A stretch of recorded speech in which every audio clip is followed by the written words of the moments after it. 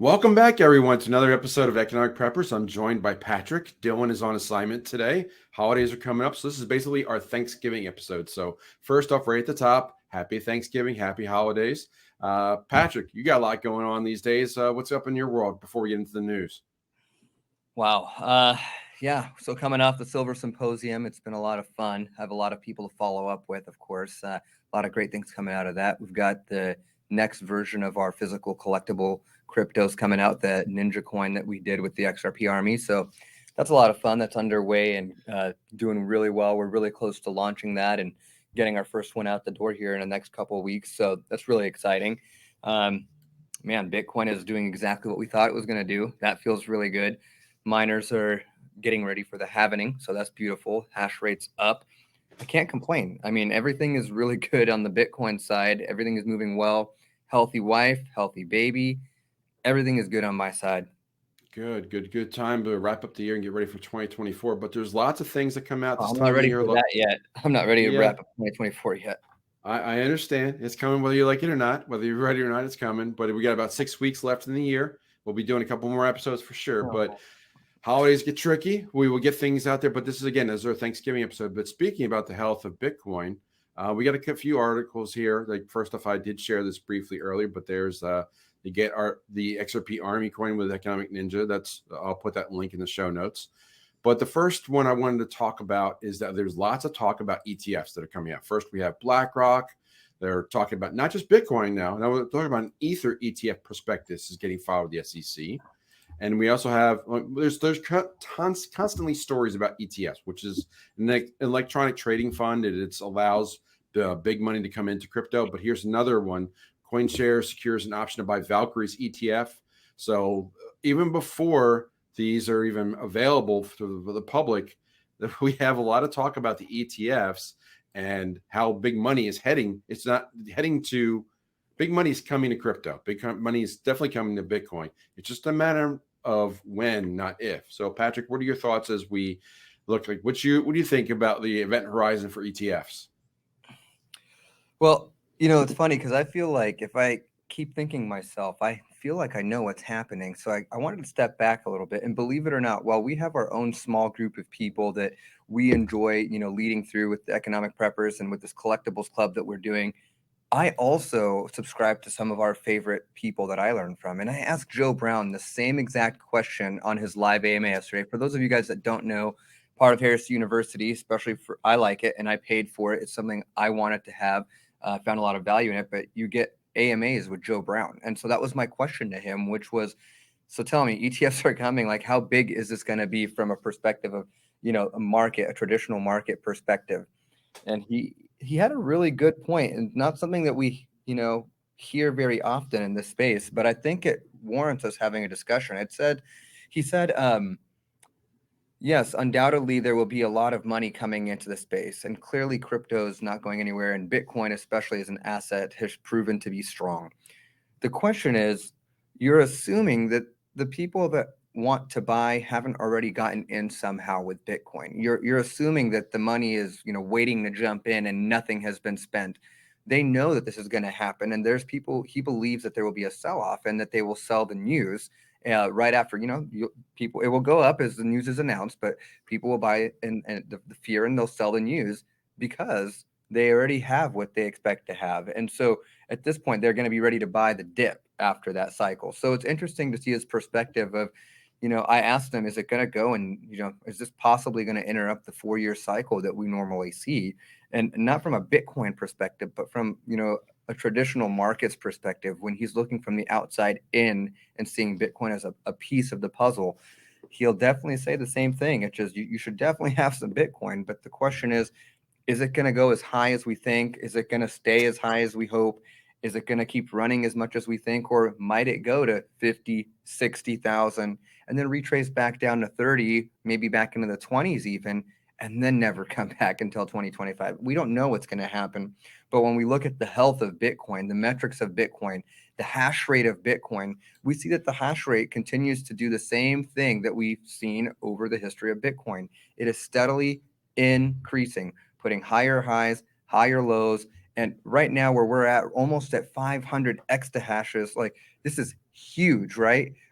This is a huge amount of Bitcoin hash power, and we haven't seen numbers like this ever before. When I stopped mining, you guys could tell, like in 2021, we were not even anywhere close to where we are today. We weren't even half of the amount we are today. So to see that much more power coming to the market, that much more development on the ASICs technology to give us better hash rates, and a lot more countries adopting, and bigger infrastructures coming into place, subsidies that are going out by states.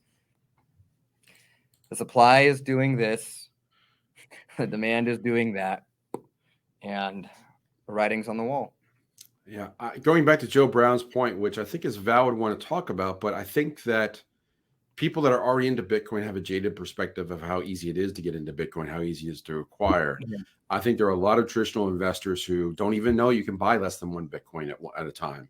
They don't know the mechanism. They don't know how to get into it. So there's a lot of people, for lack of a better term, they're lazy when it comes to finances. They just want their broker to do it. And now the brokers with ETFs will be able to, whereas before they weren't. So I understand both arguments, but I think that there's more money and there's more people on the side of they haven't gotten in it yet because it wasn't easy enough for them to understand or make a phone call or just go on their E-Trade account and get some. They just and that was my question to him was, now that they're removing all these barriers to getting into Bitcoin, will a bunch of people flood into it? And he wasn't so sure about that, right? He was thinking that you might see the traditional buy the rumor, sell the news, as people are probably already leveraged into other portions of the Bitcoin grayscale trusts or other fractions that may transition to an ETF. He feels like they're probably positioned pretty well if they want it. You've got people buying shares of Coinbase, and portions of that is done in deals with Bitcoin. So there's a lot of backroom deals that have given industries the exposure, should they already want it, in ways that they want. Even perhaps it might be through micro strategies, right? So there are ways that people are betting on Bitcoin, even though there isn't a Bitcoin ETF today. Yeah, but they're also betting on the future of Bitcoin with ETFs, with so many ETFs in line to be approved. So follow the money. I think that they wouldn't be asking to get these ETFs approved if they didn't think there was a groundswell ready to occur of all this money coming to the ETFs. I don't think there's a single chance that there's going to approve one ETF and not the others. No, I think that for a level playing field, they'll probably they'd have to. They have to do several, and they'll probably announce a date when they will all be live. Correct. Like say February or March 1st or something like that. Correct. But we'll see how it plays out. Happening. Yes, it'll be right, and it could be just another means of a FOMO. We'll just see how it plays out. But there's even more stories there on the crypto front. Let's go to another one here. Vivek Ramaswamy. Hopefully, I get his name pronounced properly, but he's out there. They're claiming in this article from CoinDesk that he's the only one with a crypto plan. I'm not sure about that, but I wanted to highlight some of the things that I saw on this. He's got a plan that protect core assets, including the developers and digital wallets. Okay, that's fine. A nice platitude at the front. He says he will shrink the federal government. That's always going to be a popular statement. And steer crypto into a clear regulatory structure that generally considers tokens to be commodities.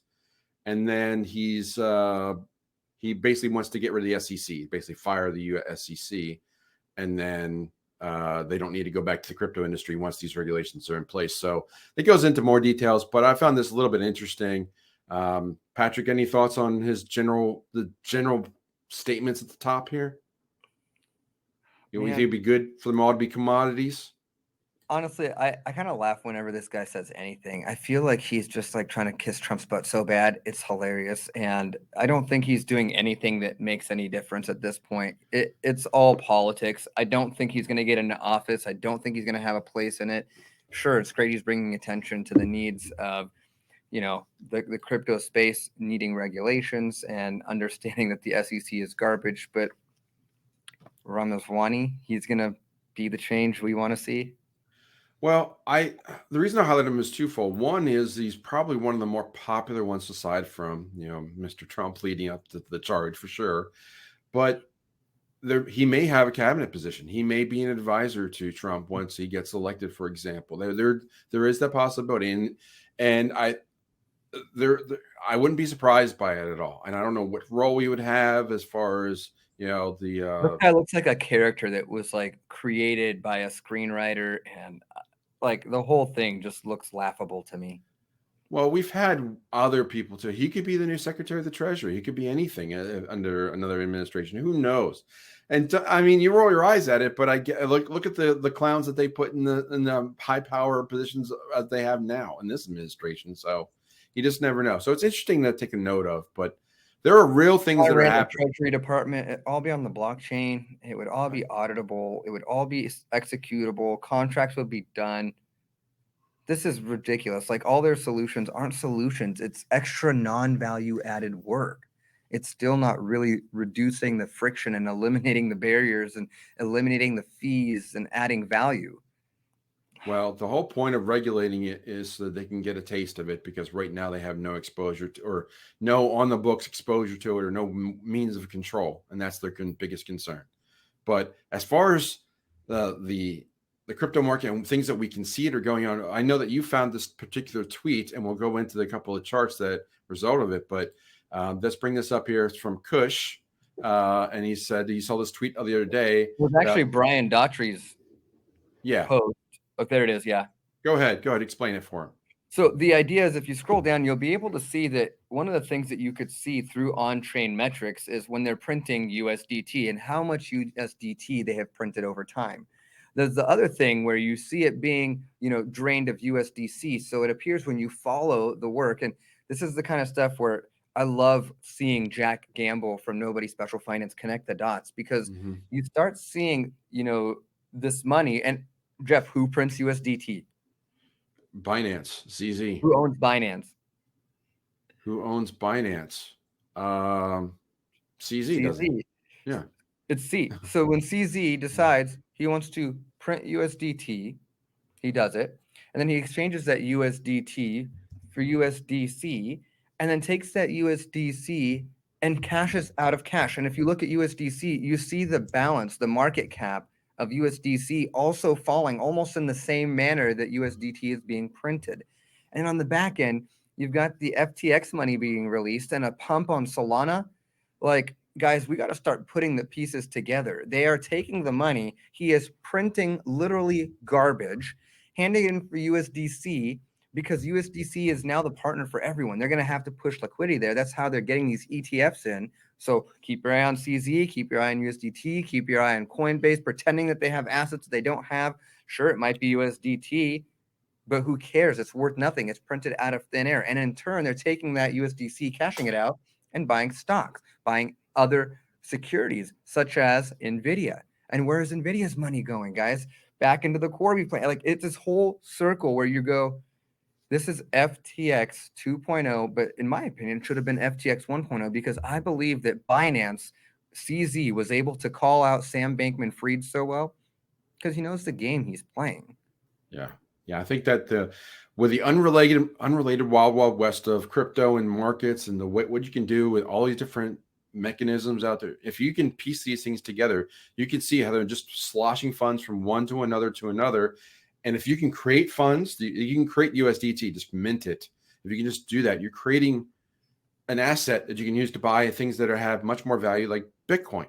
Yeah. And that's what they're doing, much like the U.S. Treasury prints more dollars and then they buy assets with it. Or they're laundering money by inflating the value of a stock by putting so much fake printed money in there and then getting out your money on the other side, and wait till NVIDIA crashes. This is what's going to happen. The result will be NVIDIA crashing. This is a symptom of what's happening right now.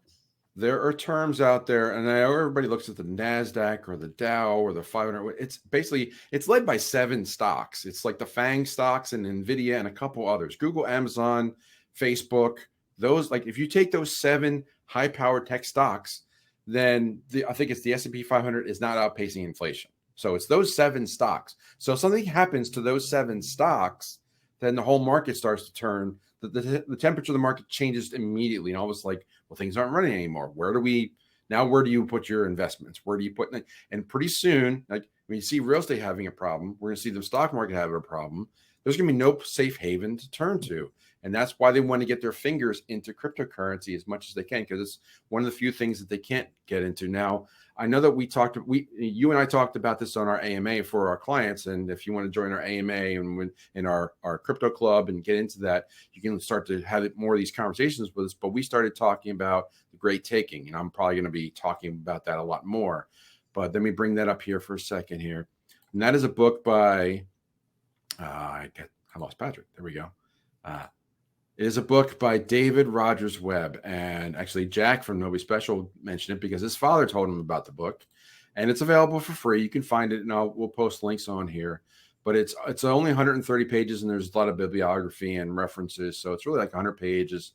It's basically a summary of that. They're just going to take all of your assets. And I'll put all these links in here. I won't go into the details, but I read the whole book right before the Silver Symposium. And basically, the concept is that you're going to own nothing and like it. And we've heard that phrase before. And it talks about the DTCC. Don't ask me what that stands for. I don't remember offhand, but it's an organization that people basically don't know who owns the DTCC, but the DTCC basically owns everything, including the stocks, all the stocks in the stock market. Depository Trust and Clearing Corporation. Thank you. So, the digging further into who owns it is very nebulous to figure out if it's, if in one of the big families or even further beyond that. But they basically have put these rules on all these different layers and legalities in place so that you don't own stocks anymore. You can't get stock certificates. So basically, all your rights of owning property are exhausted. You don't own the deed to your property because you still have to. You have the rights to it. You don't have, just like you have the rights to a stock, you don't own the stock. And one of our clients actually was talking about, I think it was in the SGT report, was talking with David Morgan was talking about the great taking. And it basically, they just want to take away all your property rights. The only things that are left that you can own for property are precious metals in your own custody and cryptocurrency. Everything else that you could possibly own, the governments have a claim to, or some other organization has a claim to in some way, shape, or form. Stocks, bonds, real estate, vehicles. If you have to own a license or if you have to use something else to interact with it, you probably don't own it. And it's buried in the legality, even in your deposits in the bank account. Sorry if you don't know this, but once you put money in the bank, it's not yours anymore. It's the bank's, and they can bail it in and take it from you. You're a low level. You own those. Which ones? Freedom dispensers. Those seed dispensers. You know what I'm talking about? It's a little bit metallic and sometimes a little bit heavy like metal. And sure. Yeah, boulets. Yeah, those also are something they cannot take from you. Correct. However, we're going to get to the story about that. Let me bring that one up. I'll bring up this story. I don't know if you heard about this one. Let me find it. But and you could talk about either story right now, but let's share this one. This is the new bill called the ammo bill, which is the ammunition modern. They will make names out of everything. They're like, we want to call it ammo. What words can we throw in there? It is the Ammunition Modernization and Monitoring Oversight Act. Yeah. So this, of course, Elizabeth Warren is involved. That's like the name you're going to happen to see. And this is from Zero Hedge. And I'll put the link to the full article. But this is much like the way I read it. It was much like the beginning of income tax, right? They're like, we're going to tax a little bit of the wealthy. We're only going to control, like, if you want to buy more than 1,000 of these seeds at a time or in a given period, or of a certain size, and most people don't buy these sizes. However, now you've got the framework in place. Then the next year they're like, oh, we're going to change that number, or we're going to apply it to 9 mil, or we're going to apply it to something else that's more common. And it'll just like income tax, it'll start to creep down out of the wealthy into the average person. Then everybody's subject to it, even though legally they're not. And we'll get into we won't get into the legality of the income tax rules or not. But they want to pass this ammo bill to try and restrict the ability of Americans to purchase these metallic seeds. So, Patrick, I know we were trying to keep this safe for YouTube, try to keep it continue there. But what are your thoughts on both this and the great taking? I don't have a lot to comment on the great taking because you brought up the other topic that's taking all my headspace right now. Sure. And all I can think of is love is patient. Love is kind. Elizabeth Warren. She is so mean and so cruel. And I'm not rude and I'm not trying to boast, but she is a moron. Like this. How do they expect this to work? like I'm trying to understand like the enforcement of this, because I mean, sure, you can make any rules you want and laws you want, but listen, let me explain to you. I am a freedom seed farmer. So what that means is I have all of the soil that I need and all of the seeds that I need to put in the soil, and I have all of the utensils that I need to harvest and capture these freedom seeds in the soil containers.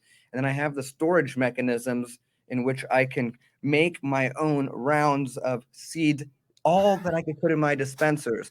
So to me, it's like, what are you going to do? Are you going to come and take all the soil that we have that never goes bad?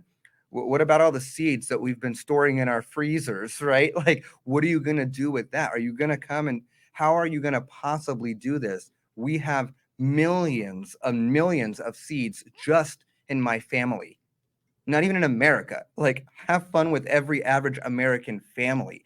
And we're not even like traditional long-term American. We're first off the boat American. We just learned how to start doing all this stuff in my generation. Can you imagine the families that have just such a legacy of, farming and, gosh, what they could have passed down? Have fun. This is absolutely ridiculous. Not only that, but they can't restrict interstate commerce. So I can go over to Georgia and legally buy anything that I want. I can buy soil from Georgia. I can buy any seeds from Georgia to put into my soil. I can buy these containers that I put all my soil and seeds in. And I can even buy the tool, like the tractor that makes everything go together. I can buy it all in Georgia, and it's legal to bring back here and possess and own because I purchased it legally. So these are the things where you go, all you're doing is adding more of an expense so that you can make a barrier for people to actually afford these items. But we see right through it, and it's not gonna work. Not in Oregon. They have it really wrong. While we may look blue, we're very red here. This Well, is like the yeah, number one grass seed capital of the world. We're a huge agricultural community. When the idea of Black Lives Matter traveling down the I-5 to Portland, like from Portland to Albany, came into play, the community was like, no, it's okay. We'll just send our husbands over there. They'll block off the routes with their trucks. They couldn't get off of I-5 if they wanted. They'll have to keep going. And these are the things where this community, and there are other communities like it in Oregon, it's an uphill battle, and they've tried to do this over and over and over again to restrict the rights and our Second Amendment rights, and they keep failing. We're hungry, we need food, and we need seeds to make that food. yeah. I think that's what they're trying to do, and they're trying Is to that create. user-friendly? You did a very good job, and it's the farming analogy is good because there's a lot of people that don't grow their own food. There's a lot of people that just have to go to the store and buy the prepackaged food as it is, or in this case, the seeds. So they're going to make that. They're going to try and make that more difficult. They're going to make it more difficult on manufacturers. They'll make it more difficult on the stores that sell them. That's the intent. That's what they want to control. Well, they can't control the individual what they want to buy. They want to make it more costly and more difficult and put more hurdles and hoops to jump through for everything. But you're right. It may not even. I don't think it's going to even get through for approval. But it's grabbing a little bit of headlines. And again, it's just saber rattling for the most part, in my view, because again, even if they pass this, once there will be litigation against it, and I'm sure it will be proved unconstitutional at some point because Absolutely. it steps right on that rule. But and for those of you guys who've never ever looked into it, look at the Dillon XL650. It's a big blue press that allows you to make your own seeds. I highly recommend owning one of those. It'll allow you to load multiple different size and styles and lengths and grains of seeds. So have fun with that. The Dillon 650, I think is what it's called. Is that Dillon? It's a Dillon, Dillon Precision, and it's called the XL650. Okay. Not very spendy, but you guys can, I think they're about $3,000 all set up. But at the end of the day, you just collect all the stuff and start farming yourself. Excellent. Good advice to pass along. That's part of what we do here at Economic Preppers, beyond just economics, beyond it's a little bit of prepping too. But is we're going to keep the show a little bit shorter today because it's just Patrick and I. We get the holidays coming up. We got one more story to share before we wrap up. And again, it's our Thanksgiving episode. So we're going to jump right into which I think is completely false, but we're going to talk about it anyway. So I remember the numbers from last year, but here's another story about the cost of Thanksgiving dinner being less expensive this year. And I know that there have been more stories. I think there was a recent story about insurance being cheaper, which I don't know anybody who's buying insurance these days and paying less. But there was a story that was going around this week about 34% less insurance. I'm not even sure which type it was. Insurance is becoming a problem. But here, hey, you got savings. Like they're saying that you have savings on insurance, which I don't believe. Now they're saying your Thanksgiving dinner will be less this year and only be $61 to feed 10 people. Now, I remember being, I think it was like it was like something ridiculous like that. It was like $80 last year. It was like maybe 80, maybe 70 or 80. I'm like, are they buying Happy Meals? I mean, what are they, how do they? Remember we talked about this. I don't think you could buy a Happy Meal for 10 people. Yes, this is, I mean, so now you're like 10 people for $6, just over $6 a head. Try to get a meal for $6. Okay, let alone a home cooked meal, but just get the ingredients for Thanksgiving. I don't know what size turkey this is, but turkey for 10 people got to be like at least 12 pounds. Yeah, and isn't it like, is it like $1 a pound? I don't even know what turkeys go for. I guess in theory, right? Like if you were really just sticking to it and you know how to cook, I think that you could get away with doing it for that much, because you could get an inexpensive turkey for like, $1 a pound or 69 cents a pound with the coupon. And then you could go in and, buy some potatoes, and you could make your own gravy out of the drippings, but you still like have to own the pan, and it's just so much stuff. I don't see how that's even possible. You'd just barely be celebrating. You'd just be eating dinner. Yeah. So it wouldn't be anything grand. Let's put it that way. Like, sure, you could get a Costco pumpkin pie, but there's 20% of your budget. Right. So it's just funny that that's out there, and maybe they buy the pumpkin by the pound and they make their own homemade pumpkin. I mean, I don't know, man. I don't know where they're basing these numbers off of, but like we just did a canned food drive for my daughter's class, and my daughter was like, "Dad, we need like 35 cans so that we could beat the other class." So we bought the cans, and my wife told me it was like $40 for just like 35 cans. Granted, she wasn't buying like garbage for feeding homeless people, but at the end of the day, you kind of look at that and you go, man, I don't see how that's happening. I just don't see that being an honest, true value of like how you're doing it, unless you really know how to cook and do everything from scratch, and you're buying everything from scratch. You're roasting everything. You're seasoning it all yourself. You're just peeling potatoes and baking pumpkins and then pureeing the pumpkins and making pumpkins. Like, gosh, go ahead. Yeah, you could get away with $60. Maybe if you made triple the amount and sold 3 of them off for $100 per family. Like, I don't think you'd have to turn into a business to be able to afford it at $60 a family.